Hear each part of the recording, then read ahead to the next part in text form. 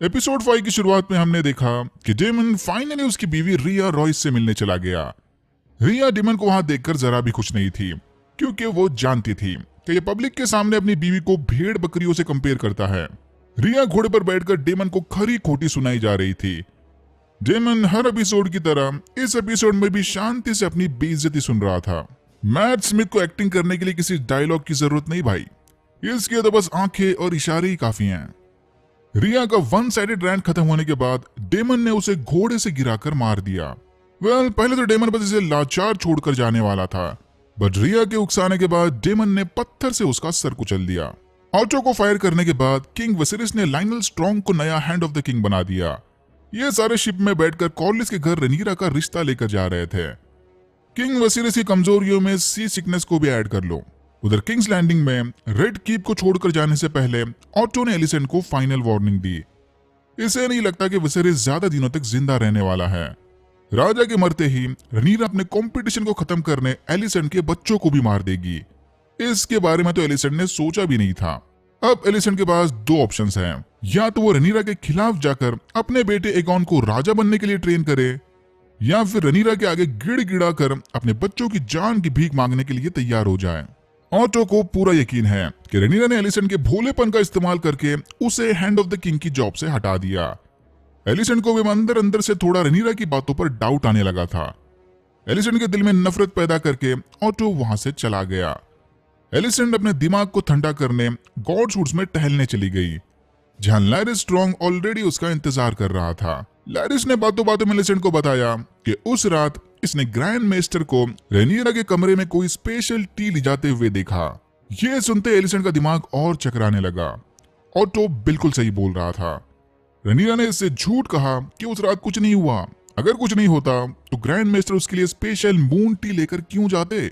इस 2 मिनट के सीन में हमें लैरिस का कैरेक्टर एकदम अच्छे से समझ आया कि कैसे वो गोल गोल बातें करके किसे भी अपने जाल में फंसा सकता है। हाउस वलेरियन पहुंचते ही विसेरिस ने देखा कि इधर तो उसे कोई भाव नहीं दे रहा।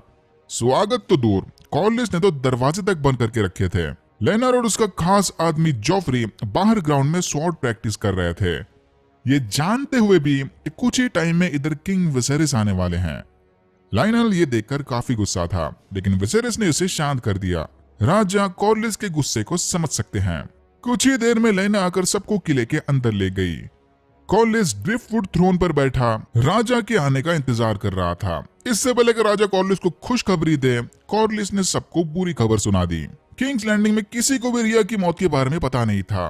कॉर्लिस से यह खबर सुनते ही विसेरिस और लाइनल समझ गए कि रिया की मौत कोई हंटिंग एक्सीडेंट वगैरह नहीं था, इसके पीछे पक्का डीमन का हाथ होगा। फिर किसी तरह खुद को शांत करके विसेरिस मेन मुद्दे पर आ गया कि वो लोग यहाँ कॉर्लिस के बेटे लेनोर के लिए रेनीरा का रिश्ता लेकर आए हैं। यह सुनते ही कॉर्लिस और राइनीस कुछ टाइम के लिए एकदम स्पीचलेस हो गए, लेकिन कोई भी जवाब देने से पहले कॉर्लिस को कुछ बातें क्लियर करनी थी। शादी के बाद लेनर और रेनीरा के बच्चे टारगेरियन की जगह वलीरियन का नाम अपनाएंगे। इनका पहला वंश मेल या फीमेल बिना किसी प्रॉब्लम के आयरन थ्रोन का हकदार होगा। विसेरिस ने यह सारी शर्तें मान ली, बट एक कंडीशन पर। राइनीरा और लेनोर के सारे बच्चे वलीरियन तो कहलाएंगे, लेकिन उनमें से जो भी आयरन थ्रोन पर बैठेगा वो राजा या रानी बनते ही खुद का टाइटल चेंज करके टारगेरियन रख देगा। 100 साल से ड्रैगन्स इस realm पर राज करते आए हैं। आने वाले 100 सालों में भी यहाँ ड्रैगन्स का ही राज होगा। थोड़ा हिचकिचाने के बाद कॉर्लिस मान गया, लेकिन राइनीस इस फैसले से जरा भी खुश नहीं थी।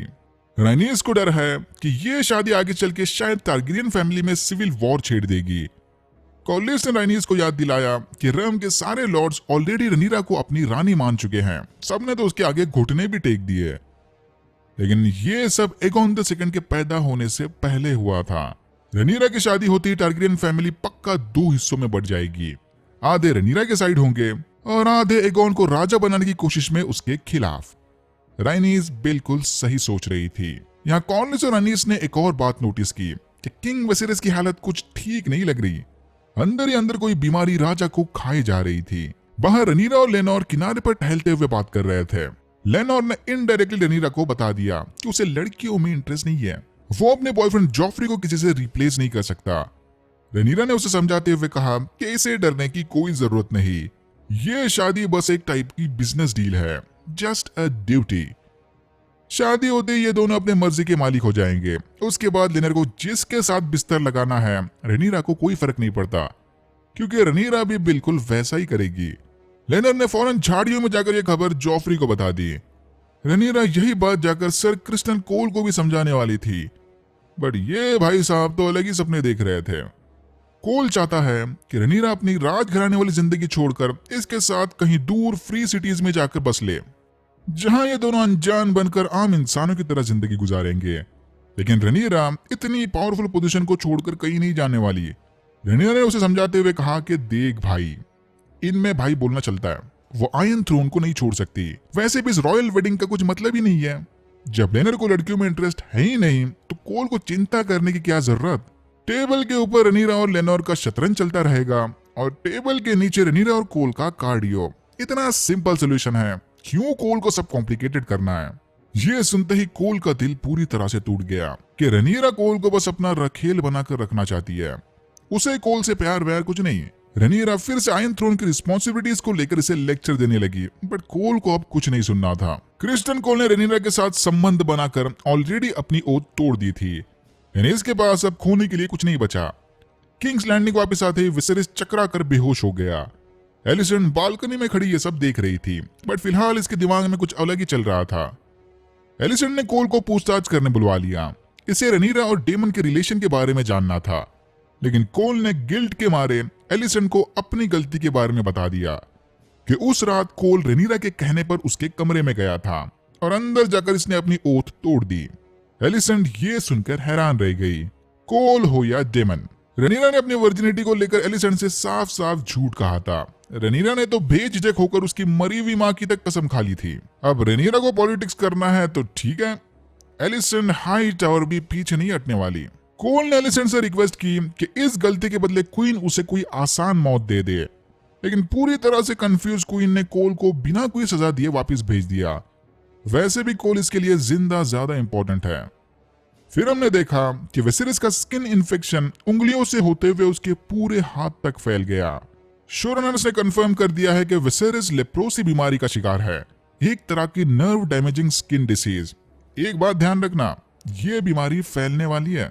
मेस्टर के भी अब कुछ समझ नहीं आ रहा था कि इस बीमारी को वो कैसे रोके। घुमा फिरा कर जख्म पर डेड स्किन खाने वाले कीड़े छोड़ दो बस। विसेरिस ने भी अपनी तकदीर कबूल कर ली थी कि वो ज्यादा दिनों तक जिंदा नहीं रहने वाला। लायनल ने विसेरिस को दिलासा देते हुए कहा कि विसेरिस के मरने के बाद भी लोग उसे एक पीसफुल राजा के नाम से याद करेंगे, किंग जेहरस का परफेक्ट सक्सेसर। इसने कोई बड़ी लड़ाई नहीं जीती तो क्या हुआ। यहाँ विसेरिस की एक और बात समझ आ गई कि क्वीन एलिसेंट भी अब उसे धीरे धीरे इग्नोर करने लगी है। वलेरियंस अपने 2 ड्रैगन्स मेलिस और सी स्मोक के साथ बारात लेकर किंग्स लैंडिंग पहुंच गए। मेलिस राइनियस के ड्रैगन का नाम है। आसपास के सारे लॉर्ड्स इस रॉयल वेडिंग को अटेंड करने चले आए। विसेरिस ने देखा कि गेस्ट तो आ गए, लेकिन क्वीन एलिसेंट का अभी कोई पता नहीं था। किंग को अकेले देखकर रिया के कजिन जेराल्ड रॉयस ने उससे मदद मांगने की कोशिश की, लेकिन तभी ढोल बजाते हुए धूले वालों ने एंट्री मार ली। सरप्राइजिंगली कुछ देर बाद ही यहाँ डेमन भी आ गया। फिर से आ गए रे बाबा। अपने प्यारी नीस की शादी कैसे मिस कर सकता है ये। विसेरिस डेमन को यहाँ देखकर काफी गुस्सा था, लेकिन इसने किसी तरह खुद पर कंट्रोल पाकर स्टेज पर डेमन के लिए भी कुर्सी लगा दी। अच्छा, तो बाहर उस टाइम भी शादी में कलेश करने वाली चाचा जी हुआ करते थे। विसेरिस खड़ा होकर गेस्ट और दूल्हे वालों का इंट्रोडक्शन कर रहा था कि तभी वहां एलिसेंट आ गई। एलिसेंट का ब्राइट ग्रीन ड्रेस देखकर विसेरिस को जबरदस्त झटका लगा। नीचे भी यही खुसफुस चालू हो गई कि हाई टावर का ग्रीन आग को जलाना या इस सिचुएशन में एलिसेंट का ग्रीन पहनना जंग की निशानी है। यानी एलिसेंट इधर फुल ऑन बैटल मोड में आई है। माइनर स्पॉइलर अलर्ट, एलिसेंट का ग्रीन पहनना इस बात का भी साइन है कि फ्यूचर में वो किस ग्रुप की साइड होगी। आगे चल के आयरन थ्रोन के सपोर्टर्स 2 हिस्सों में बढ़ जाएंगे, ग्रीन हाउस या ग्रीन्स एगॉन द सेकंड के साइड और ब्लैक हाउस या ब्लैक्स रनीरा के साइड। इस बात को थोड़ा और ऑब्वियस बनाने एलिसेंट ने रनीरा को स्टेप डॉटर कहकर पुकारा। ये सुनकर रनीरा भी समझ गई कि अब उसकी पोल खुल गई। विसेरिस ने फटाफट अपनी स्पीच खत्म करके सेलिब्रेशंस का आगाज किया। लेना और रनीरा के स्पेशल कपल डांस के बाद सारे ही ओपन डांस फ्लोर में उतर गए। जेराल्ड गुस्से में डेमन के पास चला गया। यह चाहता है कि डेमन अपना गुनाह कबूल करके सजा के लिए तैयार हो जाए, लेकिन डेमन को अभी इस बारे में कोई बात नहीं करनी थी। इस मैटर को वो बाद में जेराल्ड के साथ पर्सनली सॉल्व करेगा। रेनिरा को ऊपर से नीचे तक स्कैन करने के बाद डेमन लीना पर लाइन मारने चला गया। अब तो ये ऑफिशियली सिंगल है, कहीं भी ट्राई मार सकता है। लेकिन लेना भी इतनी आसानी से फंसने वालों में से नहीं थी। लेनॉर के बॉयफ्रेंड ने नोटिस किया कि पूरे शादी में बस एक ही बंदे का मूड खराब था। सर क्रिस्टन कोल कोने में खड़ा गुस्से में रेनिरा और लेनॉर को डांस करते हुए देख रहा था। जॉफ्री फौरन समझ गया कि ये बंदा ही रेनिरा का आशिक होगा। जॉफ्री ने यह बात जाकर लेनॉर को बता दी कि अब रेनिरा और लेनॉर दोनों ही एक दूसरे के सीक्रेट लवर्स के बारे में जानते हैं। फिर जॉफ्री डायरेक्ट कोल से मिलने चला गया। इसने कोल को बता दिया कि वो जानता है कि यही रेनिरा का साइड आशिक है। अच्छा होगा कि सारे साथ मिलकर काम करें। कोल का मूड ऑलरेडी खराब था। जॉफ्री ने एकदम गलत टाइम पर आकर आग में और तेल डाल दिया। डेमन बेधड़ाक होकर सीधा रेनिरा के करीब चला गया। ब्रॉदर वाले इंसिडेंट के बाद से ही रेनिरा ने डेमन का दिया नेकलेस पहनना छोड़ दिया था। डेमन ने रेनिरा को समझाया कि उसे ये शादी नहीं करनी चाहिए, जिसके जवाब में रेनिरा ने बताया कि क्यों, अब क्या हुआ पॉलिटिकल वेडिंग्स का। जिस तरह डेमन ने ड्यूटी पूरी करने शादी की थी, वैसे ही रेनिरा भी अपनी ड्यूटी पूरी करने लेनॉर से शादी कर रही है। अगर डेमन में दम है तो वो रेनिरा को ड्रैगन स्टोन ले जाकर अपनी बीवी बना ले। ये सुनते ही डेमन ने रेनिरा को कस के पकड़ लिया। विसेरिस ऊपर बैठा गुस्से में यह सब देख रहा था, बट तभी सबका ध्यान कोल की तरफ चला गया। कोल ने जॉफ्री को मार मार कर उसके मुंह का कचूमर बना दिया था। कोल ने अंदर का सारा गुस्सा इस बेचारे पर निकाल दिया। अपने बॉयफ्रेंड को जमीन पर मरा पड़ा देख लेनॉर फूट फूट कर रोने लगा। विसेरिस ने फौरन सबको वापस भेज दिया। सेलिब्रेशंस कैंसिल हुए हैं, शादी नहीं। सबके जाने के बाद रेनिरा और लेनॉर प्राइवेटली शादी करने चले गए। जॉफ्री वाले इंसिडेंट के बाद ये दोनों ही समझ गए थे कि इनकी शादी आगे चल के और भी बड़े प्रॉब्लम्स लाएगी। इसकी तो शुरुआत ही नफरत से हुई है। अपनी गलती का एहसास होने के बाद कोल सैमुराई स्टाइल में खुद की जान लेने चला गया, लेकिन ऐन मोमेंट पर एलिसन ने उसे रोक लिया। उधर रेनिरा और लेनॉर की शादी के दौरान विसेरिस चकरा कर जमीन पर गिर गया।